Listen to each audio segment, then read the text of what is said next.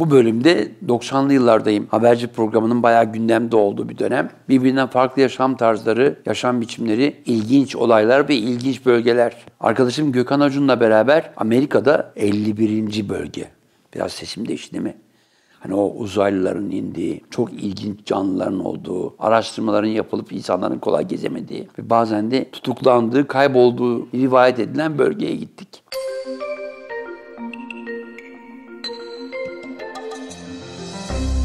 Amerika'nın batısında, Kaliforniya'da bir bölge. O zamanlar arkadaşım Robert Young Pelton, o bizi götürdü jipiyle. Sonradan Amerika'da çok popüler oldu. Birlikte kitap yapmıştık. Bu bölge Amerikan Uzay Araştırma Merkezi diye tanımlanıyor. Havacılığa ilişkin her şey o bölgede yapılıyor. Ama o bölgenin içinden size göstereceğim görüntü yok. Ne var? Sadece bir arazi, böyle dikenli teller, dolaşan inekler, arada bir sizi görmeye gelen farklı türde arabalar. Jip çoğunluğu çünkü arazi. Oraya yanaştık birdenbire. Bir araba belirdi hakikaten bizi takip ediyordu. Geri çekildik. Takip edildiğimizi fark ettiğimizde.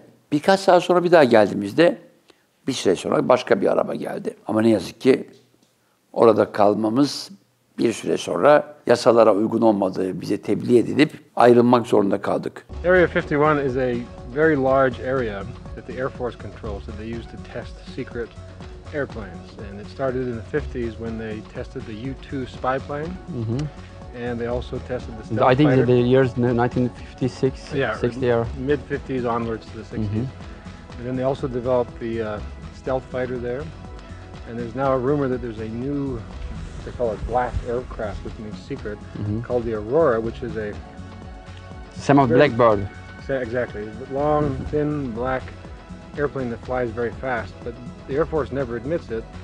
But many people around the area have seen things at night because they fly mostly at night, and you can hear the jets. When you stand here, you can hear the jets. We have flying. many times. Oh yeah, of course. So the area is closed off to everybody, even military personnel, without specific Military can't permission. entry? No. Just NATO or... no. Just the people that are qualified to work there. Tabii 51. bölgenin kıyısından değil, sadece o çitlerin arasından. Ardından o bölgenin ne olup bittiğini bilen insanlarıyla buluşmaya karar verdik. Bizden önce Amerikan televizyon dünyasının en önemli starı, televizyon programcısı Larry King oradan canlı yayın yapmış. Çünkü o dönemde 90'lı yıllarda UFO'lar var mı, geldiler mi, ziyaret ettiler mi, gerçekten insanlarımızı kaçırıyorlar mı diye rivayetler çıkıyordu. Bizde de var ya böyle uzaylılara meraklı, uzaydan gelenler beni aldı, ben taş attım, UFO'yu gördüm diyen kişiler gibi. Amerika'da bu işin tam bir piyasası, ticari metaya dönüştürüldüğü bir coğrafya.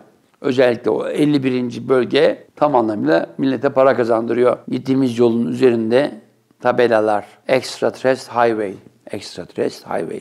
Yani E.T.'nin yolu. Böyle bir sağlı sollu bir sürü ev. Evet, uzaylılarla görüşüp onlar tarafından kaçırılan Jones'un evi. Veyahut da uzaylılara sürekli ziyaret ettiği Terry'nin evi. İsimleri atıyorum. Sonra kafeler. Bir baktık Alien burger satıcısı. Yanında E.T. burger satıcısı. Girdik bazılarına. Evet, benimle konuşmak istiyorsanız $50 başlayan bir talep. Ne üzerine? İşte beni kaçırdılar, götürdüler, ben ne yaptılar? Neyse bazılarını reddettik, bazılarını gülümseyerek es geçtik. Ama bölge facia. One evening, it was very cold outside. It was night, maybe 8:30, 9 o'clock. And there was no one here except my wife and I, because it was very cold outside. No one was out. When exactly?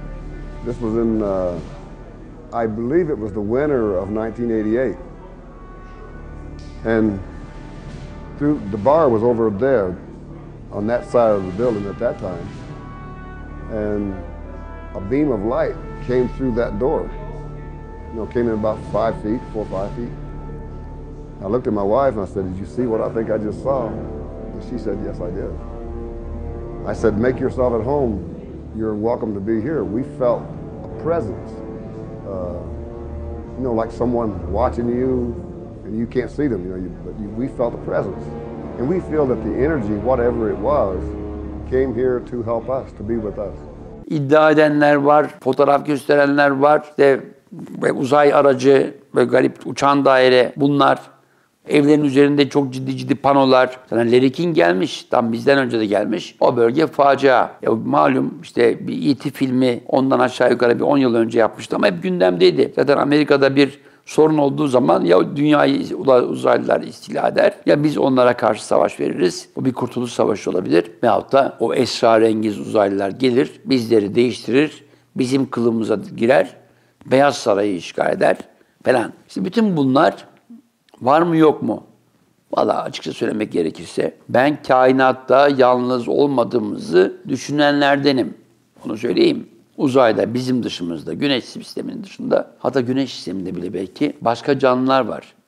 Ama virüs boyutunda mı, mikrop şeklinde mi, yoksa o filmlerde anlatıldığı gibi böyle kocaman gözlü, şu Meksika'da bulunan uzaylı rivayet deniyor. İşte CIA aldı, sakladı. Beyaz Saray yasak koydu. İşte ameliyat edildi, otopsi görüntüleri var gibi şeyler var. Bunlara pek aklım ermiyor ama kainatta bizim güneş sistemi dışında mutlaka ve mutlaka başka canlılar, bizden daha akıllılar olabilir. Buna inanıyorum. Ama ne bizim bu Gora Arok dizisinde Cem Yılmaz'ın böyle kendince anlattığı kaçırılma olayı. İnanır mısınız dünyadaki insanların, ben çünkü bazen kongrelere giriyorum, %65'inin böyle bir rüyası varmış. Çocukların peri masallarında sihirli bir değnekle hayatımı %100 değiştirecek bir periyi bekler gibi uzaylıları bekleyenler çok var.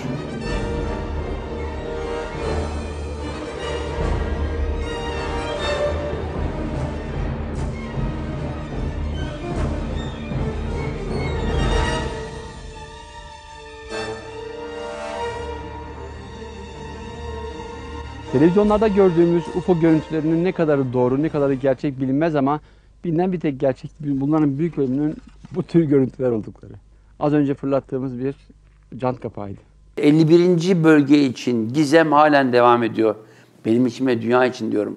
Çünkü Amerikan uzay araştırmaları için bir sürü buluşun oradan çıktığı tahmin ediliyor. Bu bizim bildiğimiz dronlara ilişkin çalışmaların benim bulunduğum dönemlerde bile hayata geçirildiği söyleniyor. Öte yandan uzaylılar indi mi? Uzaya ilişkin bir takım bulgular saklanıyor mu? Bunlar hep merak konusu. Bu konuda bilgiler olan varsa hakikaten paylaşmak isterim. Ama burası kadar gizemli bir başka bölge bir başka programda gündeme gelecektir. O da Hindistan'daki Pondicherry'deki gizemli bir tapınak, uzaylıların gelip kendilerini alacağını bekleyen bir toplumun öyküsü. Yorumlarınızı ve önerilerinizi bekliyorum. Bir sonraki programda buluşmak üzere.